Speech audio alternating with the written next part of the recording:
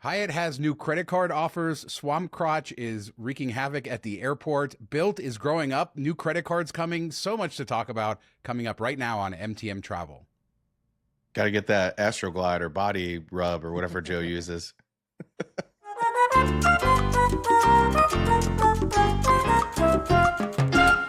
So, Mark, welcome to another week. I wanted to share this with you. Cedar Point, you love Cedar Point. You see Siren's Curse, the new roller coaster there with the vertical drop. I know that videos of it testing had been going around, but it's finally open.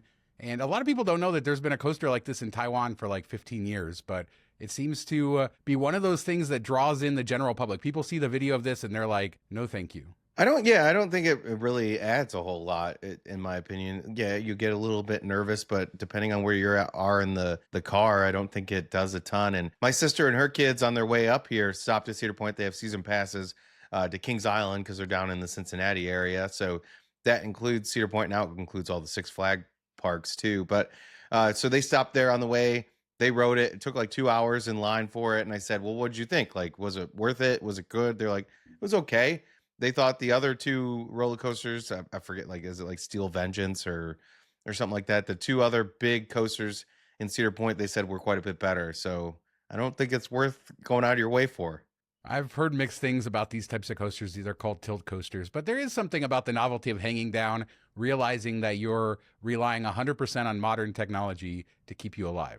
Well, and then when it stalls, like it has several times, and you have to get off and walk down, that's probably the scariest part. I don't want to walk down the side of a roller coaster. Hey, that happens. But I mean, think about the other scary attractions. What's scarier, that or some of these like jumping off the Stratosphere Tower or some of these skywalks, like the Sydney Harbor Bridge? People will, tie themselves to that and walk along the top of that. What is the scariest thing for people to do like while they're traveling?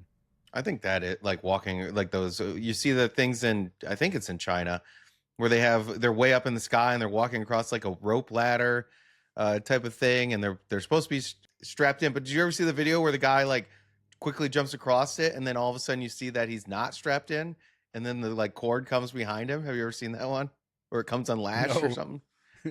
No, thank you. There are some crazy Chinese tourist attractions that have different paths in these rockways. I don't even know. Don't know where all of them are, but I've just seen them.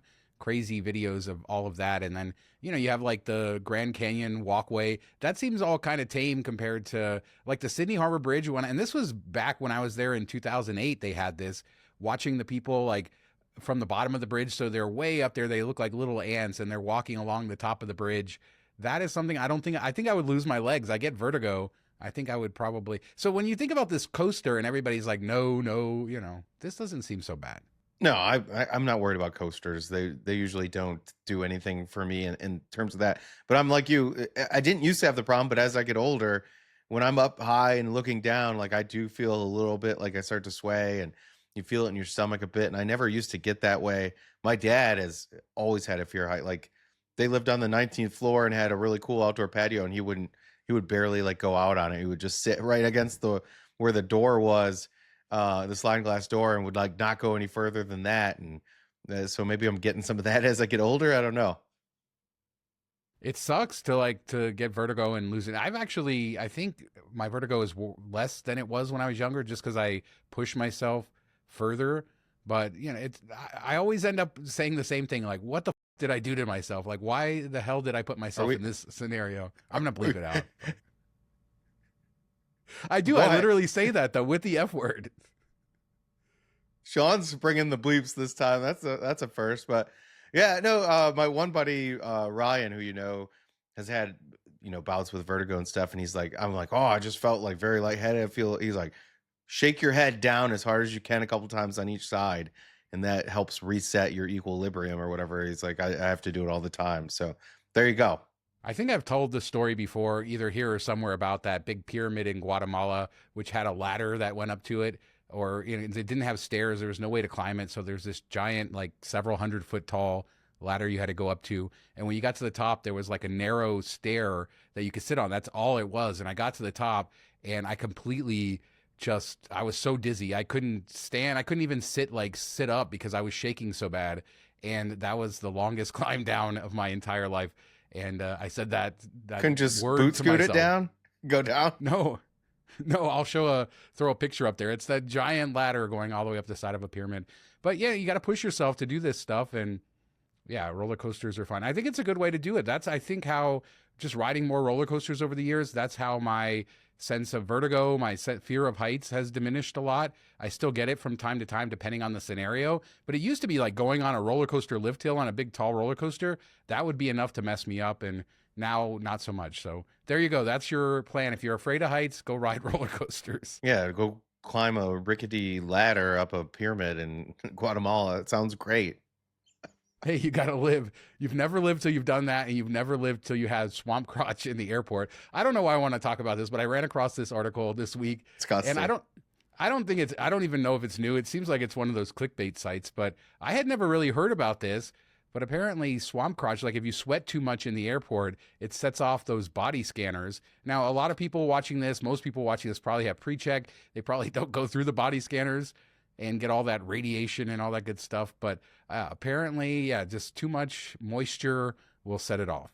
I mean, I feel like a lot of people are stressed at the airport, or if you're, running late and stuff, and you're rushing. It's definitely the most stressed you're going to be is when you're getting to security and then trying to get through, and then you feel like the relief of, okay, I made it through. This is the last thing that could really hold me up.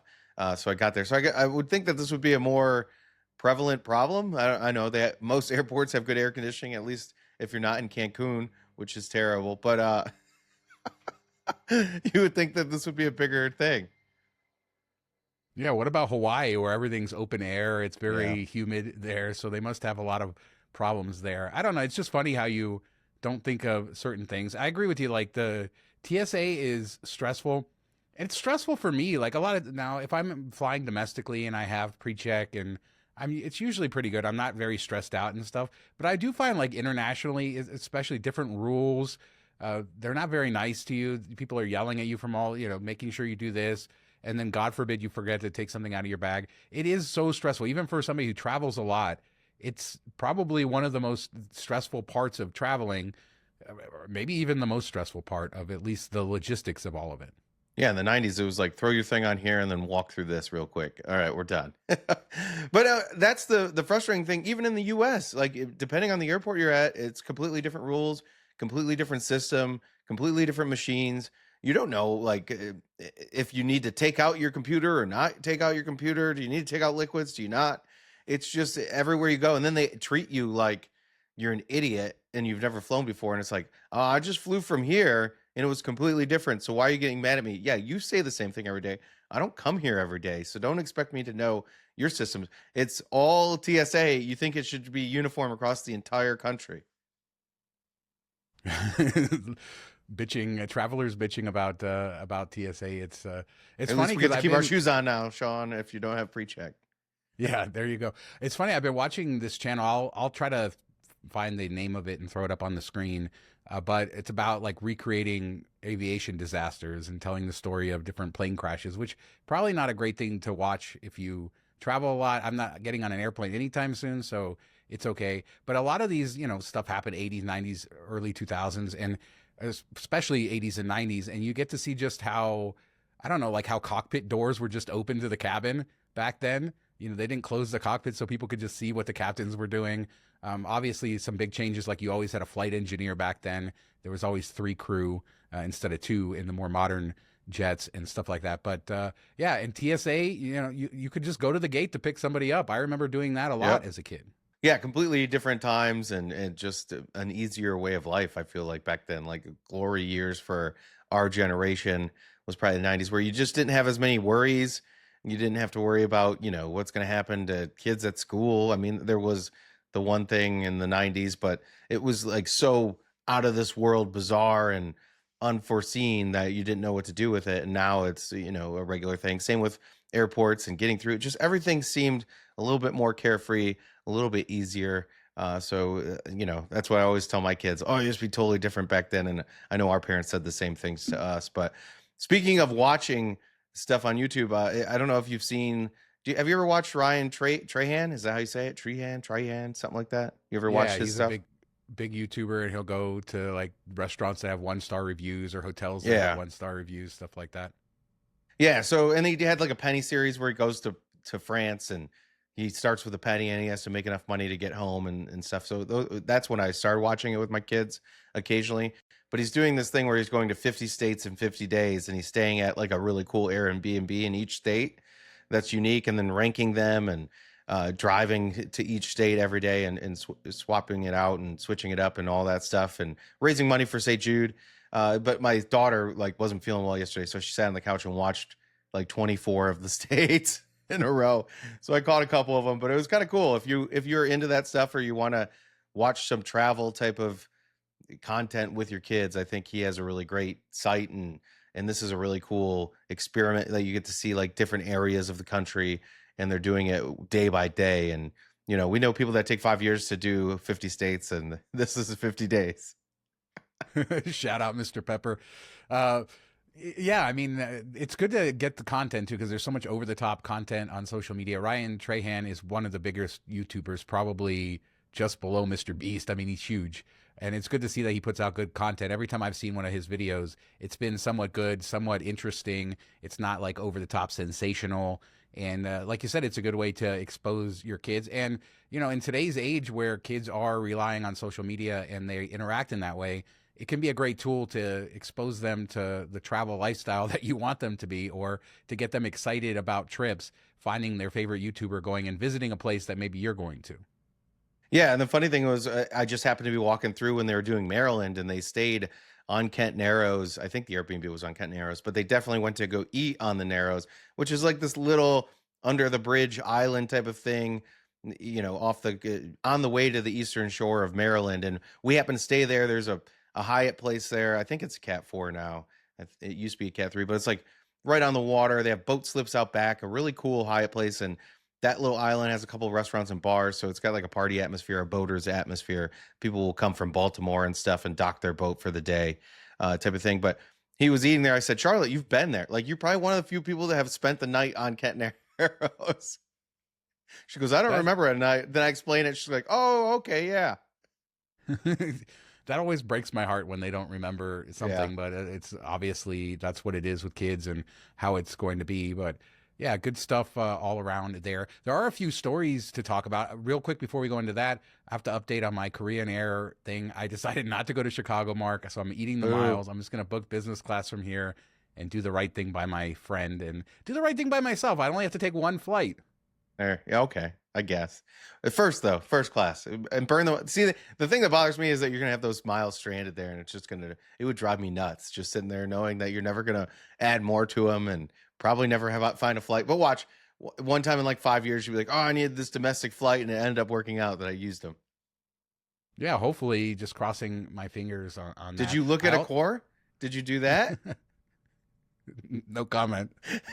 I still got a few days this week to do it before it expires.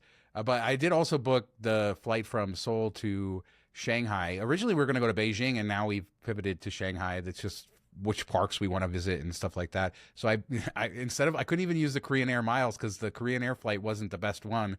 So I booked on Asiana using Aeroplan. And then I upgraded him. I put us both in business class. It's only a 2.5 hour flight, but instead of like 9,000, it was 15,000 for business class. So I put him in. I paid the difference in points and paid him in business class. So this will technically be his first international business class, even if it is, I think, a recliner seat. It's Asiana. It's an old 777. But there you go. Yeah, I was gonna say, is it like Europe where it's just the block middle seat, and you're like, here you go? No, I wouldn't have done it for that. It's a wide body at least, so. It's not like lay flat seats because it's more for regional stuff, but a new airline too. I've never been on Asiana, so that'll be a new airline for me. Looking forward to that and some really cool stuff. Getting another Park Hyatt in Suzhou, China, I think. So yeah, that's cool. I will do that as we get closer. Is talk about some of the Hyatts in China because there's a ton of really interesting ones and they have a crazy footprint. And I'm looking forward to trying Your Cove and some of the other brands while I'm there, but.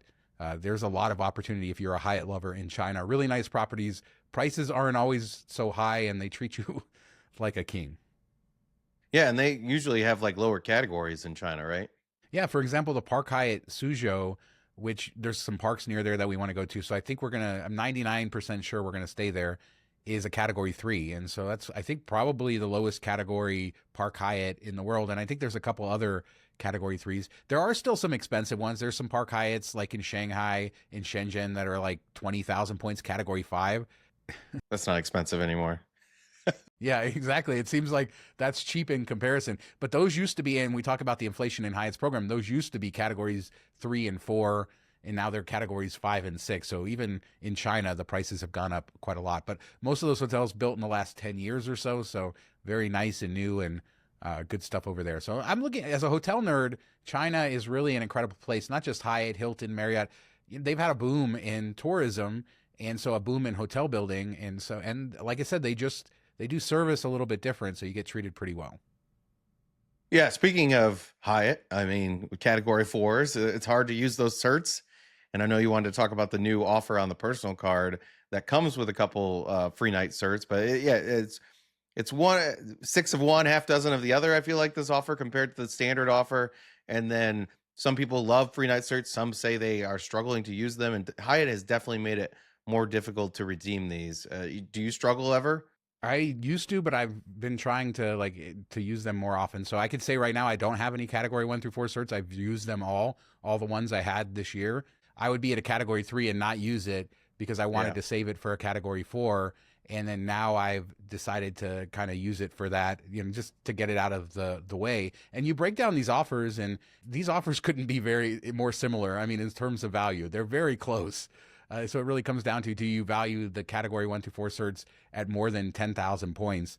And it's hard to make an argument for that given everything that can happen in the world. I could see making an argument both ways, but I mean, I don't think the cert is worth more. I think that's what it's worth, 10,000 points.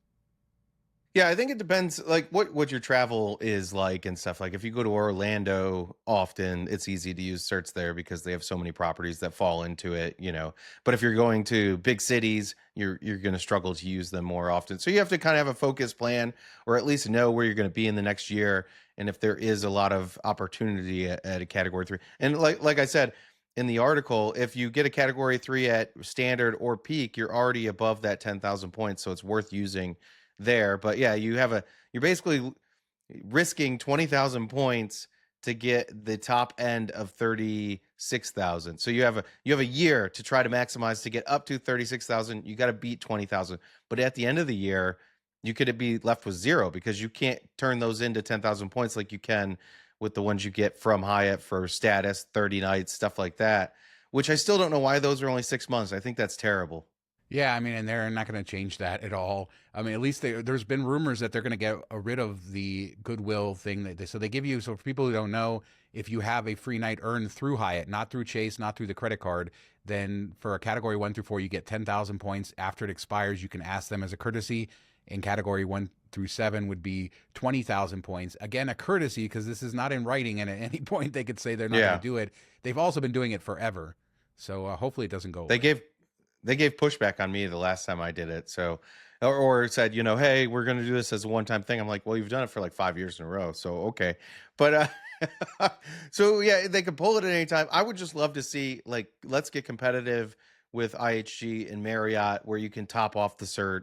Why can we not add points? I'm sure they love how many go unused and that type of thing. But that, like you said, I think people just need to start focusing. If you have a standard category 3 or above, where it's standard or peak, or any category 4 off peak standard, just use it like as soon as you can. As soon as I get these, I start playing. I'm like, all right, where are we going that has a category 4? Let me see if I can switch. Like I had 2, and I had booked a room for a meetup that was at category 4 hotel. There was still availability, so I canceled the 2 nights on points and rebooked it into this. And I was like, all right, done. I don't want to worry about these anymore.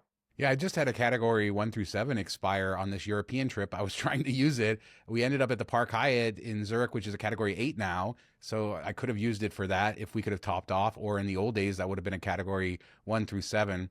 Didn't really stay in any category 5 or 6s. And so it was like, what am I going to do here? And then ultimately just decided to take the 20,000 points. So yeah, it's the problem here, I think, is when we're looking at this new offer, is that it's not really more valuable than the regular offer. You could argue a little bit here or there, but they're pretty much on par with each other. And I would have liked to see something a little bit higher for their in market, heavily promoted offer. Just so imagine back when I started working at Miles Summers and started getting into the space. Even before that, when they had the 2 free night certs at pretty much any Hyatt for what was it, $2,000 in spend, I think, on the card. I wonder, would people even want that anymore if it worked at any Hyatt, or would it just stress them out that they're trying to maximize those 2 free nights? Yeah, I mean, any Hyatt Category 8, I think people would sign up for that, and I think maybe that's a value proposition. Maybe we'll see the ultimate free night is worth so much, though. I don't know that Hyatt really wants to do much with the ultimate free night, because you have to think, if they issue that to people, let's say as a bonus or something other than earning 150 nights. And for people who don't know, the bonus free night you can use at any Hyatt, basically. So Category 1 through 8, you're not restricted in those ways. But everybody's going to use it at the more expensive properties, and the cash price to Hyatt has to be significant. I wonder, that would be an amazing stat to see. What does Hyatt pay for the average Category 1 through 7 cert to the properties versus the ultimate free night cert? What is the difference in redemption value? I bet it's a lot higher on the unrestricted cert. Well, it would all depend on if they're 90% full or not. I think that's when it triggers that they pay the cash rate. And otherwise, it's like, a couple hundred, like 50, $75 or whatever, if it's below 90% occupancy. So if these Category 8 hotels are usually full, then yeah, they're going to be paying higher. But wouldn't it be a real pain in the butt if somebody redeems a free night cert at like a $1,500 night property and they got like $100? I mean, they have to have some data. There's not a whole lot of ultimate free nights out there, I would imagine. Yeah. It's a newer perk, and you have to earn 150 nights. We know quite a few people who have them. I know quite a few people who did earn 150 nights through spend, through stays at Rio, through a combination of everything, and to go through all those perks, every milestone, all the way up to that. And I know people like a good friend of mine did it, and then this year he's doubling down and doing it for his wife as well, and finds the value in all the spend and all of that with the cards. And that's generally how he's generating the nights. Now, okay, let's proposition you this. If it was a Category 1 to 7, you get 2 of those for spending $4,000 on the card. Would you take that, or would you want the points, the 45,000 points? I think you take that for sure, and you enjoy it. I think that you apply with a very specific thing in mind, certain properties, and I think that's a little different than the Category 1 through 4, because it really, obviously, it's restricted. But we've talked about this too. There's a lot less Category 4s than there used to be, or a lot less desirable ones, and you don't really want. I don't care. I mean, I do burn my certificates at Hyatt places. I don't really care if it's a Category. It doesn't really matter what hotel, but if you're applying for this, I think you want to use it for something a little bit nicer. And the truth is, the vast majority of what's left in those lower categories are Hyatt Place, Hyatt House, stuff like that. So a lot of the aspirational stuff is gone. I never find myself very often staying in Category 6s or 7s. So I think I would have to have like a set purpose for it. And back when we did use those and got that sign up bonus, originally we were going to stay at Baha Mar when it was first opening, but then they didn't open on time. So they gave us like 40,000 points as an apology, and we ended up booking the Hilton, which is no longer a Hilton there in Nassau. And then we were coming up against it where we're like, all right, I got to use these certs. I got to figure out something. And the Park Hyatt in New York had opened a little bit before that. And of course, everybody was like, oh my gosh, it's the greatest place ever. And we've talked about this on previous episodes. So I was like, all right, let's go to New York City. I don't think my wife had ever been there. I think that was our first trip to New York City together. So we booked it, stayed there. Beautiful hotel. I didn't like it. It was just too stuffy, and I would never stay there again. But we got max value out of those certs, but I still didn't feel like I had an amazing experience out of it because it was a hotel I wouldn't have picked otherwise. So I do wonder if like having these and having that desire to always maximize everything ends up leading to worse vacations than you would have had. Like you would have picked a different location or a different property that more fits your vibe, and you're just like, oh, there's Cat 7, so I'm going to use that. I'm going to stay there.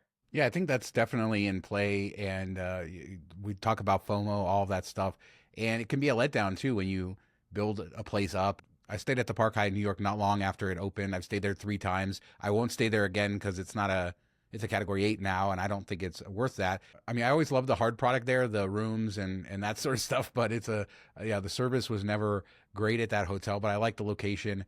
things like that. But it just becomes harder. Yeah, you're going out of your way for stuff. And then the other sort of thing about this is with so many of the old good value redemption category fours now being category fives. You mentioned Orlando, many other ones. I think Coconut Point's category 6 at this point. But let's say they're a category 5. Now you can't use your category 4, but you don't want to use your category 7 cert either. Yeah. And so you're kind of like stuck in the middle with all of this. And that's why just do what makes you happy. Don't think about this stuff too much. If you end up burning a cert and then you can maybe use it for 3,000 more points value later on, and you got to spend those 3,000 points, probably worth it just not to have to worry about it. And in the end, I think we both lost certs. I certainly have. And anything you lose by redeeming it now, you're going to lose a lot more when you lose that cert in the end. So it all washes out. Yeah, make it a priority, and not in a way that you have to like hunt for value, but make it a priority. If good is, what is the saying? Like, don't let be good be the of great, the evil of great. I don't know what the hell I'm trying to say. I know what you're going for, but I cannot think. Leave a note in the don't comments. Don't let good be the enemy of great, or something like that. I don't know. Whatever that is, people out there probably know. They're probably banging their heads on their, wherever they're listening. Well, not if they're listening with headphones. All right, this is terrible. Let's move on. All right. Speaking of banging their head, you have something with U.S. Bank, some sort of fiasco going on, right? Oh man, so I know they had changed the Altitude Connect personal card a while ago. You used to be able to redeem your points for statement credit at 1 cent a piece. I mean, U.S. Bank is a cashback card essentially.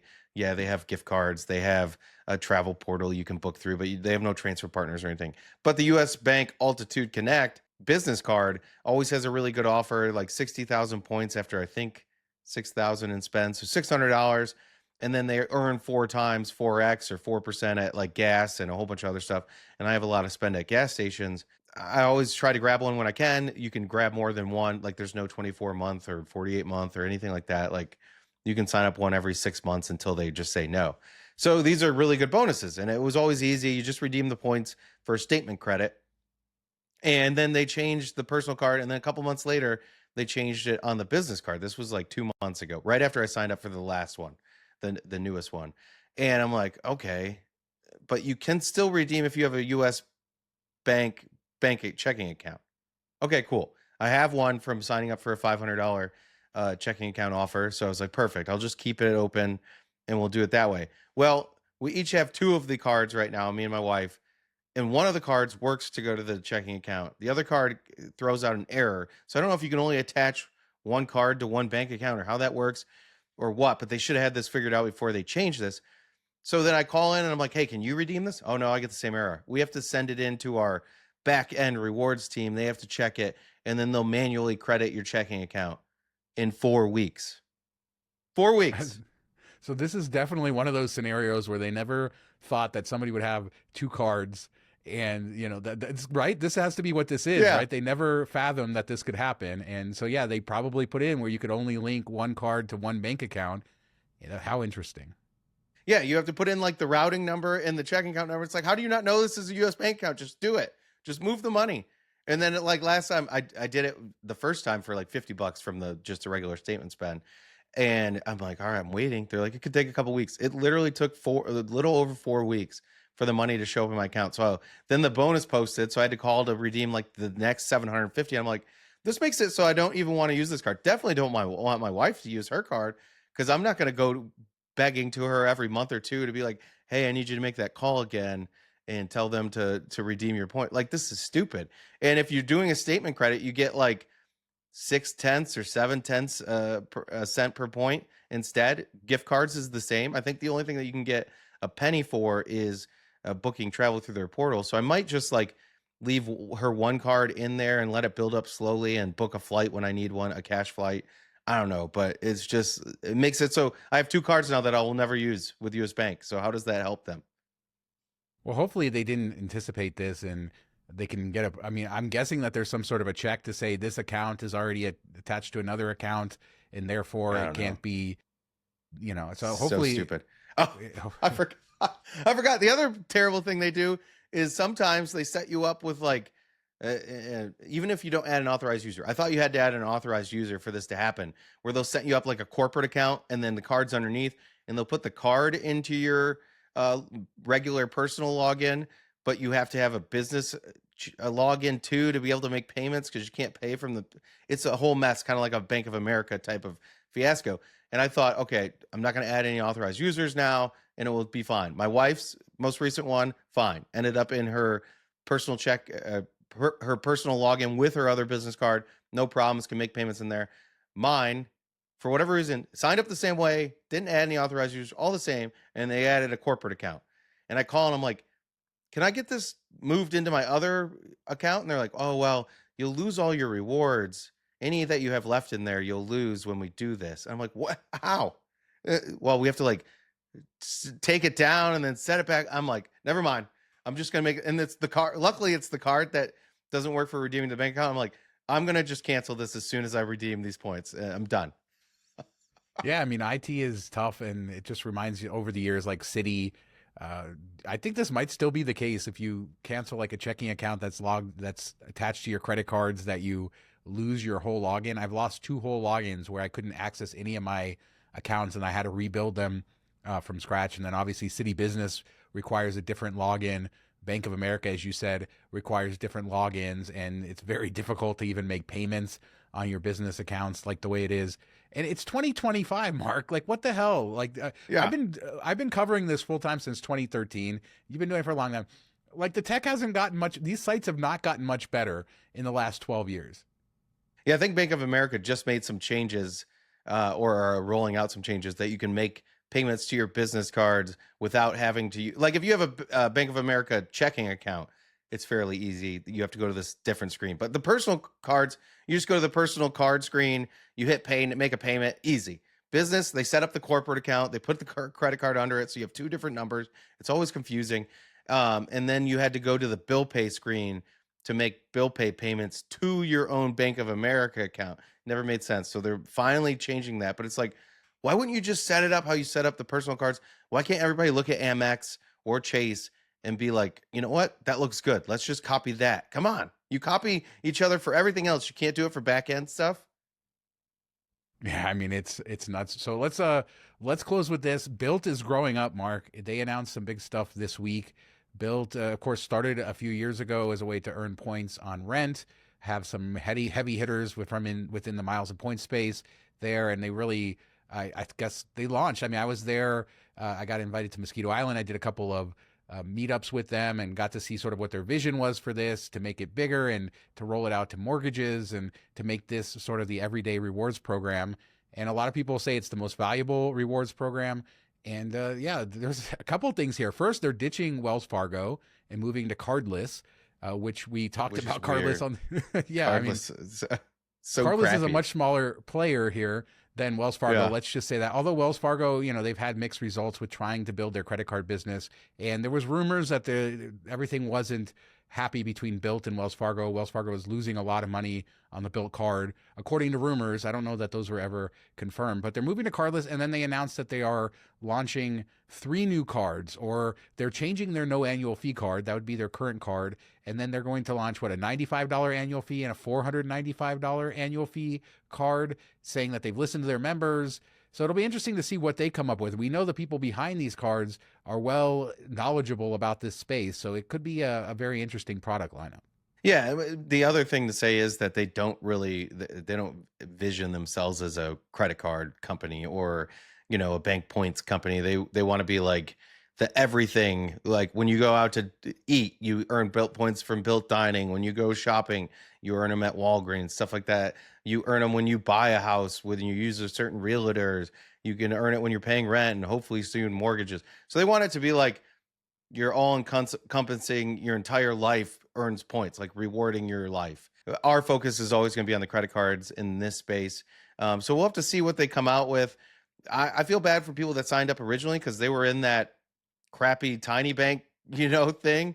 And then all of a sudden they said, oh, all these accounts are getting closed down. Wells Fargo doesn't want to buy them. So you're going to have to sign up for a Wells Fargo card. And then Wells Fargo denied some of them because they had like their own quasi 524 rule. And even if they didn't, they got a hard pull, another count towards their 524. And now they're going to be switched to a third company. Like that's just, you should give them all something, a bonus, a spending offer, something, because that's a lot of pain for like 3 years of card membership. It's insane.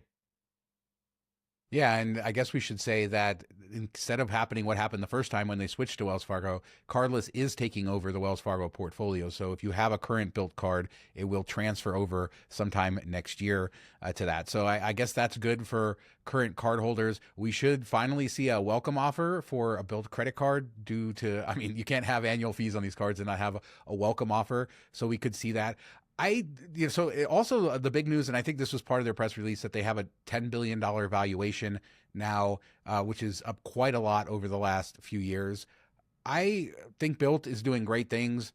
I haven't have been as closely involved with the data talking to them as you have been lately. Like you do talk to the people behind there more often than I do recently, but I still don't hear anybody ever talk about Bilt outside of the miles and points space. I don't see Bilt anywhere around me. I don't, every once in a while I go to Walgreens or my wife goes to Walgreens and it says I earned Bilt points, and they have these other partnerships where it works for me. But do you see them? But I guess I'm not in the rent ecosystem. I guess it's more for Yeah. younger people. That's always been their thing in cities like New York, and that sort of makes sense. But in order to get to this next level, they really got to get beyond that. That's why they're hinting at mortgage stuff, although that's not released. There's still a lot of stuff they're hinting at coming later this year. They're going to announce later this year that we don't know about. Yeah, I could see mortgage being like a negative cost acquisition for the lower fee cards. Like you earn 1 point, but there's a 3% fee or something like that. And then maybe with the expensive card, you earn 3 points with the 3%, something along those lines. That's my guess at this point. But I do see it, when I use it at restaurants and stuff, a lot of times the waitress or waiter will be like, oh, I just signed up for this card so I can pay my rent for free and earn points and stuff. So I do think it's bigger in the 20-year-old range and people that rent. And I think if you are at one of these bigger rental properties that own multiple locations or have a portfolio, I think they have built signage around their place and stuff like that, and definitely in bigger cities. But if they want to get to like Chase Sapphire level, then yeah, I think they need to go out there a bit more, and maybe that's what they're aiming at. They have a really good opportunity here because as Amex Platinum and the Sapphire Reserve kind of torpedo their value, Venture X is looking pretty solid, even though it doesn't offer the best array of things. It's still an affordable card at $400. You can still offset the annual fee with the 10,000 points and the travel credit. So if they come in somewhere where they're offering really good benefits, I think that this could be like a sweet spot for them. It's a question of sometimes they pull off things really well, and other times they fumble it hardcore, like forget to tell people things when they make changes, or bury it in the terms. So they have an opportunity. It'll be interesting to see what they come out with. But if they do mortgages, I think that will be kind of the wildfire that starts and it gets into other people's hands. Yeah, and one of the ways that they've been successful is by partnering with big companies. So big landlords they've partnered with to accept it, and that's where they're going, I think, with the mortgage providers, trying to partner with the big banks or some of the big servicers on mortgages so that they can work out a fee structure that works, right? Because that's why they don't accept credit cards, is because of the fees and the cost and all of that. So it'll be interesting. I mean, they definitely have experience starting this from scratch and going beyond it. As you said, there's been this big rush into premium credit cards, and we've seen Sapphire Reserve be rebranded and then Amex saying later this year. And so I think it's smart timing for Bilt to say, okay, we're going to come out with this full credit card portfolio, kind of mimicking. I mean, we're not going to, it kind of mimics what you see from the banks: no annual fee, $95 annual fee, and then $495, which is definitely lower than like Sapphire Reserve and stuff. But that used to sort of be the normal amount for a premium card. I am kind of excited to see what they come up with for premium offerings, given knowing the background of the people who are running this. I think that they probably can come up with some interesting stuff. And then obviously Bilt has their elite status and their rent day and the ability. We talked about a core, last week, all of that stuff. There is a good value proposition here, and it's interesting to see them take it to the next level. So yeah, I'm a little bit excited about it. I don't know that I would go out of my way for this, but yeah, mortgage payments would be the big thing, I think, to like open the floodgates for them. Yeah, and it's nice to see, and maybe this is why Cardless finally made that change to their terrible rule where you could only have one cardless card for your life. I'm sure Bilt was like, no, if we're gonna come to you, like, I want people that maybe they have the old card but want to get the new one or whatever. So It cardless is a pretty easy approval, probably easier than Wells Fargo. So I like that in that respect. If you have no cardless cards right now, I think you're pretty much a shoe in for an approval.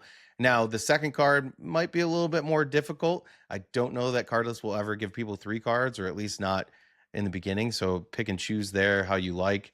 But it'll be interesting to see that. I think it's great that they made that change. And I also think cardless is more nimble and able to like create the card, get it out to you. One, it's on your, they want to be app based mostly before they send out a physical card. And then when you get the physical card, it doesn't have your card number on it or anything. It's kind of unique in that respect. So they're both kind of futuristic type companies, or like the brainchilds of the younger generation compared to the old school banks. But one thing I would love to see, Richard, if you're hearing this, let's put a spending thing. Like, let's put, if you spend $50,000, you unlock a transfer bonus of your choice at a percentage or something. Let's make something cool that nobody else has ever done. As far as like, spend this X amount, you get a 50% bonus of your choice from any of our transfer partners. Spend this amount, you get 100% bonus. Like, let us pick the transfer bonus. I think that would be really unique, and people would go gangbusters for it. Now, Bilt people, stop listening, because everything we just said is what Bilt wants us to cover. That's how their press release is. And I actually do believe in this. I kind of watched this from the beginning and am amazed at how they've done this. Not a bank, not a travel provider, yet they've created this currency that's very valuable, and they've continued to grow. I think some naysayers would say they sort of went to the big leagues with Wells Fargo, and now they're going back to the minor leagues with cardless. And I think that that is a valid sort of argument to say, hey, we know all those stories came out that Wells Fargo, they were losing all this money. And I think that's also why they came out with this $10 billion valuation, to say, hey, we do have this valuable business. We're still raising money. We're still growing like crazy. But going from Wells Fargo to cardless is a downgrade. I mean, there's no company that would want to go to a small player like cardless once they were with a well-established player like Wells Fargo, unless you're somebody like Bilt that's trying to do it a different way and understand that maybe you need that flexibility. I don't know. I don't know anything about the background between Wells Fargo and Bilt, but there's definitely people saying that. Yeah, I'm a little surprised that they were still taking funding, and I don't know the business aspect. I don't know. I know growth is expensive in any business, so that could be the focus of just growing the name, brand recognition, everything that they're doing. But it seemed like Wells Fargo, the setup they had, where they're getting $200 a card, there's no sign up bonus, there's not a lot of upfront costs to create that account besides marketing. I'm surprised that they would take on more funding. You think that this would be a profitable enterprise, but maybe that is solely for growth or to promote these new products and to push it out there. And then maybe cardless isn't giving them the everything that Wells Fargo was, and I can't see how they would. They don't have the backing of other profitable things to make this go. So it's going to be a more nimble thing on the back end, I would assume too, as far as what kind of kickbacks they get from all of this stuff. So it'll be interesting to see if this is as beneficial for us, because I doubt it's going to be as beneficial for Bilt going to cardless. Or maybe they're the dominant one now in the position. I mean, cardless been around for quite a few years too, and they've had some interesting partnerships. But I mean, I don't. Do you think anybody outside of the miles and points credit card space like really knows cardless? Most of the people in the space don't know cardless. Yeah, like unless you happen to pick up a New Orleans Pelicans card or something at some point. So they don't even know what it is. So maybe Bilt now, with all of that they've done, they were able to go and negotiate something from a more dominant position. But even with Wells Fargo, the rumors were that Bilt had such a good deal, Wells Fargo was missing out on it. I don't know, but I think that if we kind of boil it all down to everything, I think the world's a better place because Bilt is in it, because it is trying to open up new avenues for earning rewards, while at the same time trying to steal business from the banks by creating better credit card products. And like you said, sometimes it's been good, sometimes it hasn't. They're obviously working within restrictions for profit and how much money goes around. But yeah, I'm excited to see this development. I think that all it will do is hopefully make valuable products that'll push the competitors to do even more. Yeah, I made the mistake when we broke the news on cardless dropping the one per lifetime rule. I use a picture of the card that's on the Amex network, but it's cardless. Oh my gosh. Like everybody, like, is that an American Express? Don't they have the lifetime rule? Does American Express not have a lifetime rule? I'm like, no, American Express is just the payment processor. This is from card. Well, what's cardless? So like a whole bunch of people that are big into miles and points, or at least like, into miles and points, have no clue who Cardless is. And there you go. But they know who Bilt is. And so there you go. There's the dominant one in the relationship. Let us know what you guys think about Bilt. Are you excited for the offerings? What potential uses we could have? What kind of perks they could come up with? Hopefully thinking outside of the box. That's spending to transfer bonus. Bang. There you go. Done. I do like that. That's very unique. And that's definitely outside the box. So let us know what you think about that.